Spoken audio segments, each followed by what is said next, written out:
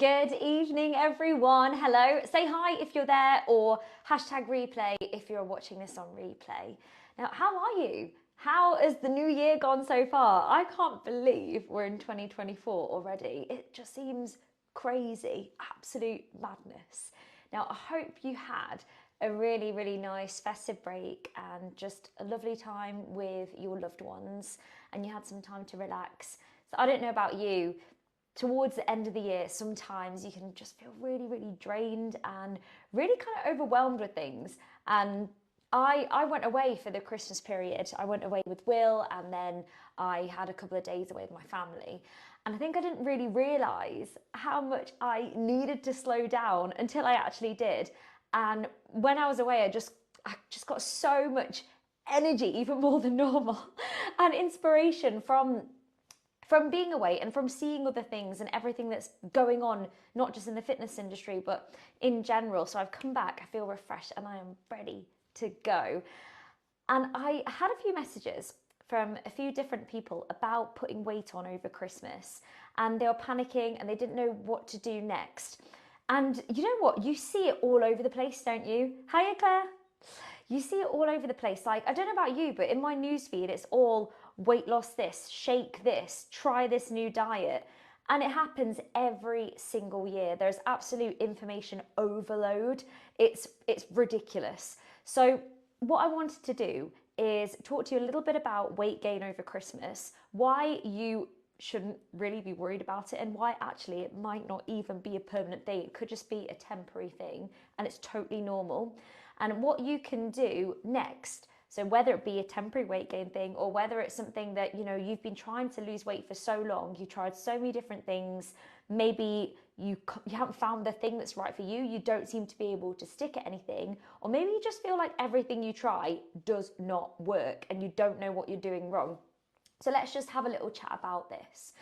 And what I do want to say is a lot of it, I found, comes down to implementation, and also thinking about what our future self would want and acting in a way that puts them in charge. And I'll explain more about that in a moment. But I think we all know what we need to do, right? We need to eat healthy. We need to make sure we're going to bed at a decent time. We need to reduce our stress. We need to move our bodies more. We know we need to do that. But we're always looking for a quick fix or a shortcut. It's in human nature.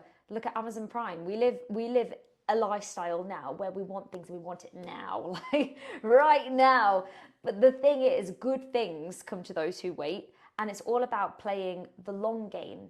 The long game, because if you do that, you will find that your weight loss is more sustainable and you can maintain it. So when you reach that desired maintenance weight, say you don't just put the weight straight back on again. For example, a lot of people that do shake diets, they lose the weight very quickly, very, very fast. And then as soon as they come back to eat, quote unquote, normally, as in a normal diet, eating foods, they find that their weight shoots straight back up, and it can be absolutely demoralizing.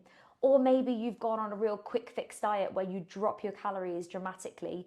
Yes, you get fast results, but then when it comes back to getting to maintenance and eating normally again, do you find that you just fall off the wagon? And then maybe it goes the opposite way, and because you're not seeing results, it just gets worse and worse and worse, and you go into this downward spiral.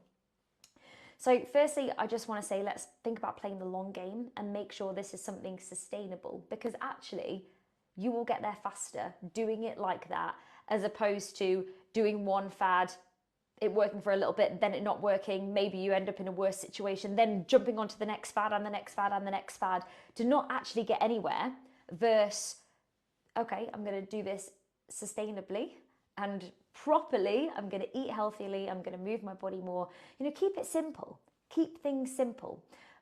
But a lot of us know we need to do this, but it is putting that information into play. How do we do that? And that's where I think the accountability and doing it with other people and being able to ask somebody questions, I think that is golden, absolutely golden. Hi, Victoria. Hello. I hope you had a nice Christmas. So firstly, if we just backtrack a little bit, why do we gain weight over Christmas? And is it something we need to worry about? I just want to let you know that it's completely normal to gain a bit of weight over Christmas, and it might not actually be fat. It might actually be water retention. So the foods that we eat over Christmas tend to be a bit higher in salt, a bit higher in carbohydrate. And when you eat foods that are higher in carbohydrates or higher in salt, you get water retention. Your body just basically, is holding on to a bit more water. That food is absorbing more water, which makes you temporarily weigh slightly more until your body gets rid of it. It's not fat, it's just water retention. So that's one thing. The second thing is food volume. Like, we actually tend to eat more food.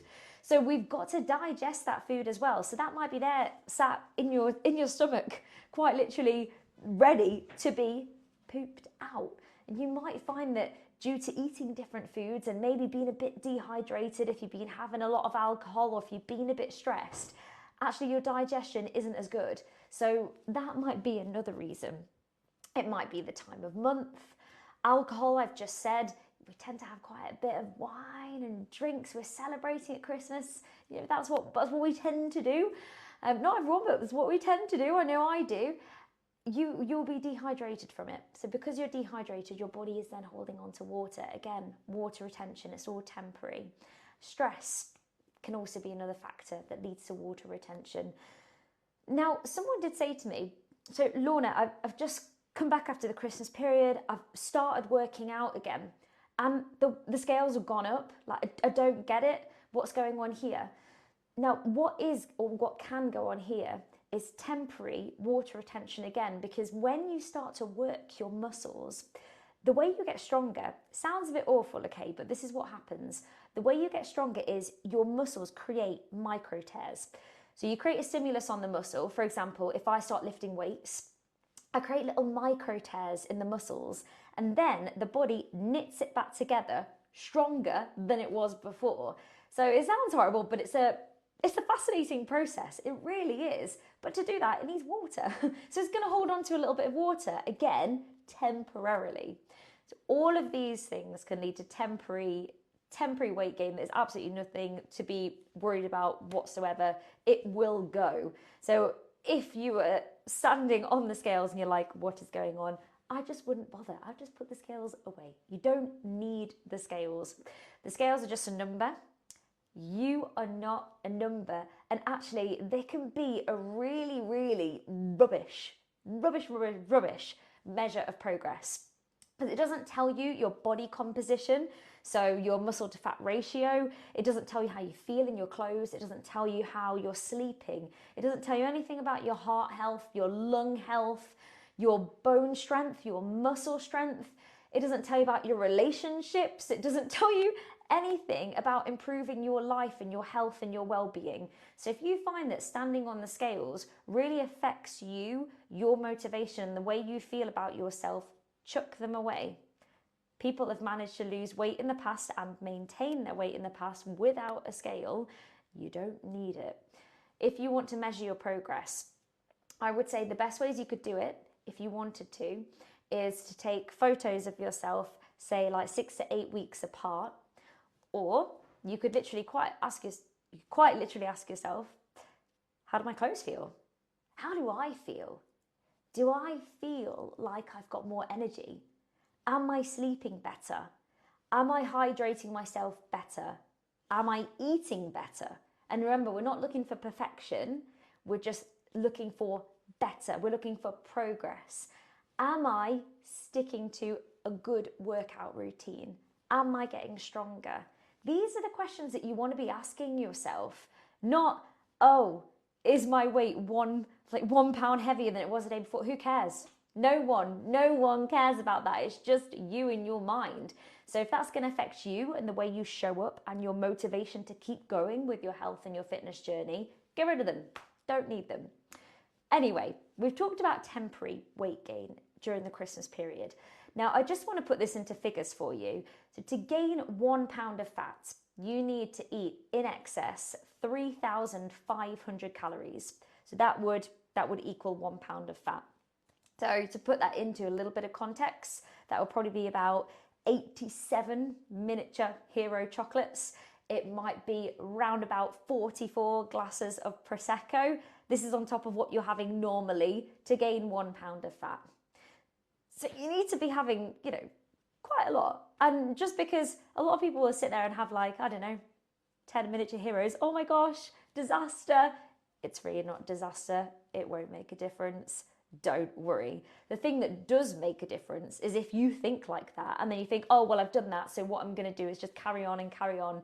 It's like, I love this analogy. I've forgotten where I got it from now, but I love this analogy. Like if you spilt a bit of milk, what would you do?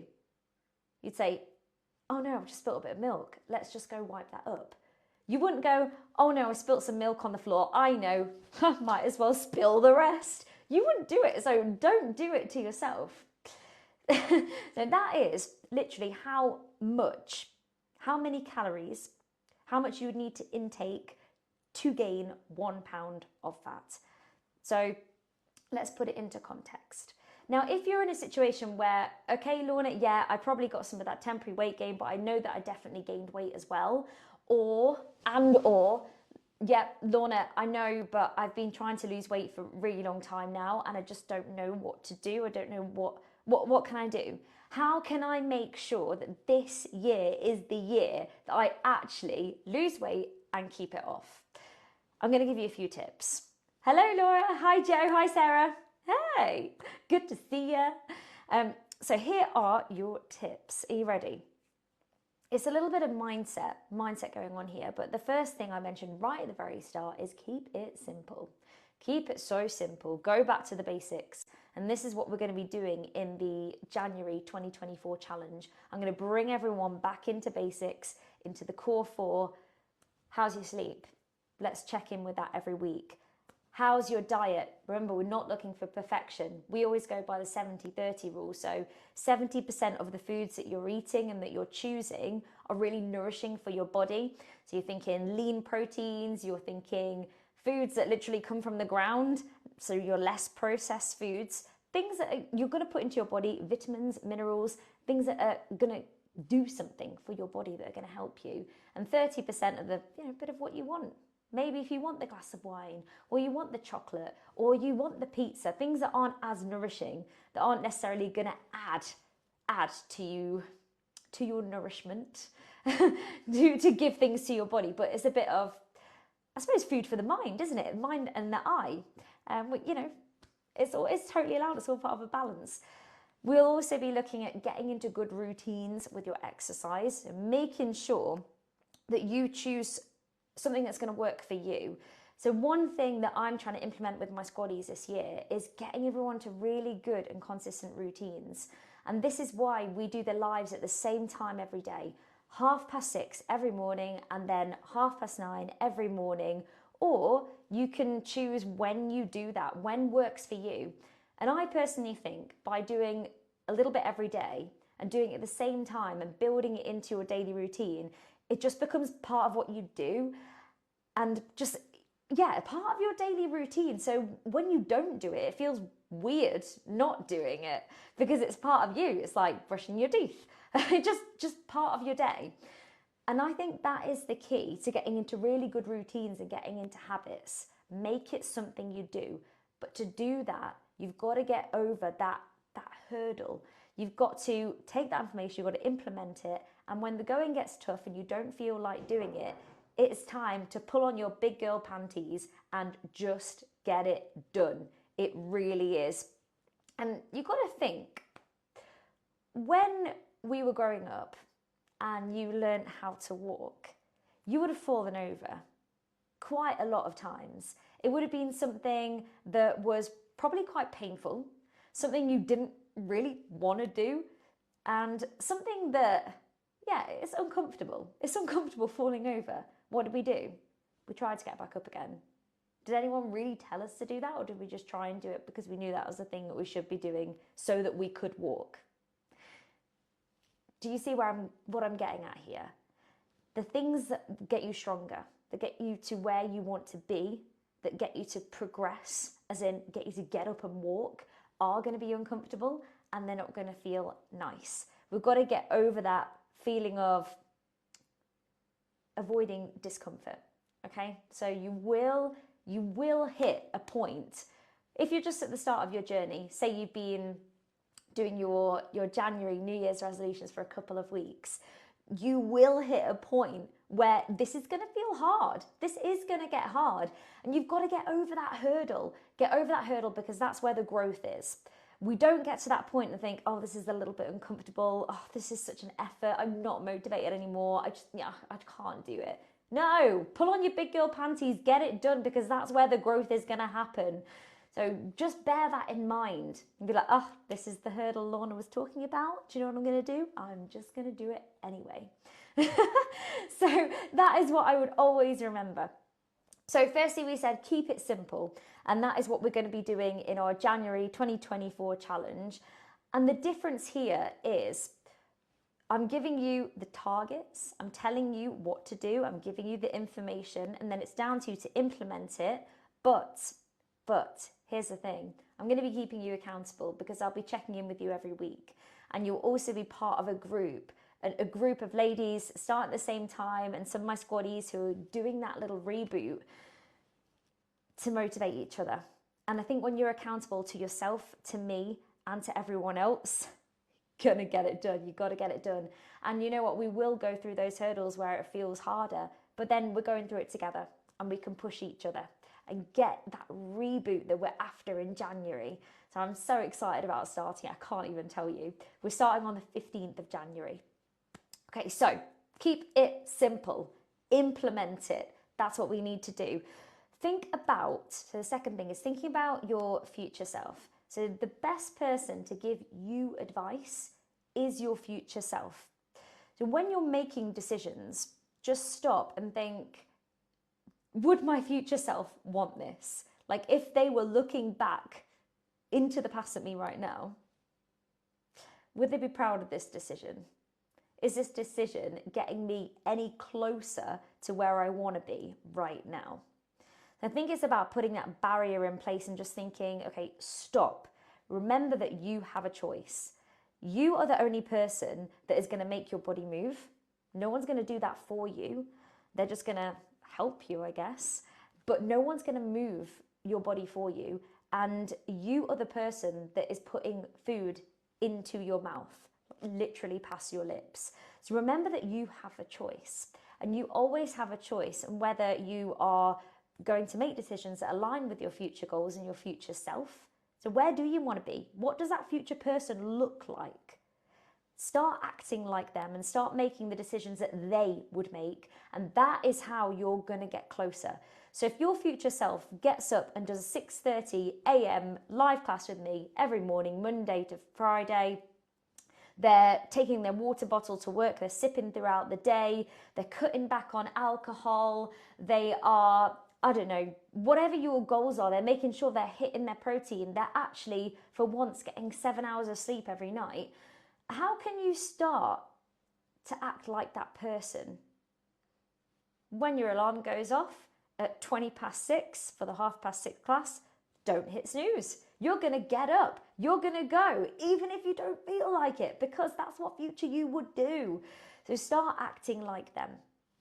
And then I would just really, really think about what you want and take it step by step. There are so many ways, and there's always room for improvement, but there are so many ways that we can improve our health and our fitness all the time. So how about just choosing three things that you want to focus on and not worrying about anyone else? This is a side tip. I wasn't going to mention this, but a lot of people get really, really hung up on what other people are doing and comparing themselves, whether that be on social media or in their friendship groups, or even in like an exercise group or a fitness community, comparing themselves to other people. But you don't know what other people are doing. You don't know how long they've been on their fitness journey for. You don't know what's going on in their life, in their personal life. You don't know their time constraints. You don't know what their particular goals are. So there's literally no point in comparing yourself with anyone else. You just got to stay in your lane and focus on you. We're in a group to lift each other up and to motivate each other on our way to getting healthier and to getting fitter. but everyone's healthier and fitter is going to look slightly different. And one analogy that I absolutely love is the baking your cake analogy. Okay, listen to this. I absolutely love this. So there is no point in comparing your cake with anyone else's. So if someone else has taken the cake out of the oven, they're already putting the icing and the gorgeous little sprinkles on top, and they've even got the glitter sprinkles and everything, and you're still there weighing your ingredients out, or you haven't even put it in the oven yet, and you're thinking, oh my gosh, like, look at her, she's got all the frosting, the sprinkles, and I'm literally just trying to stir my cake here, or wherever you're at with your cake. Well, whatever. You know, that person might have been baking cakes for years. They might have the best training. They might know exactly what they're doing. They might bake the same cake every single time. And they might really like frosting, and you might absolutely hate the taste of that cake. Don't compare yourself with anybody else's journey. It's completely and utterly pointless. Focus on your cake and making your cake the best you can for you. And that's a little top tip that I have. So let's keep it simple. Let's think about making decisions that would take us closer to that future version of ourselves rather than further away. And let's not worry about comparing ourselves with anybody else. Let's work together. Now, if this has resonated with you and you want to go into the new year and lose weight and keep it off for good, but also really, really build that relationship with your health and fitness, then comment below on this video. Below. Comment below Jan24, and I will send you the details to a talk that I'm doing on Sunday all about our January 2024 challenge. It's just going to be a chat on Zoom, a bit of a drop-in Q&A style thing, so you can ask questions all about it, what it entails, and I can tell you exactly what we're going to be doing. Or if you've already decided, Lorna, do you know what? I'm in, let's go. Then message me and I can also send you the link to sign up. Or just comment below. Comment below, comment below, sign up. So you comment below, Jan24, or comment below, sign up, or just message me. Just message me if that's easier. Anyway, I hope that has been a bit of motivation for you, a bit of inspiration, and just kind of putting things into context a little bit. And know that there's no race. You know, health and fitness is a journey. It is never going to end, and there's always going to be room for improvement. So don't worry about trying to race towards these quick fixes. Let's find something that's going to work, that's going to make you feel amazing this year, so you're going to have a healthier, happier, and fitter 2024. Anyway, thank you so much for joining me tonight. I will see you soon, squaddies. I am back in the live classes on Monday. I'm getting everything sorted over the next few days, so we are raring to go for Monday. I will see you all soon, everyone. Thank you ever so much for joining again. Bye.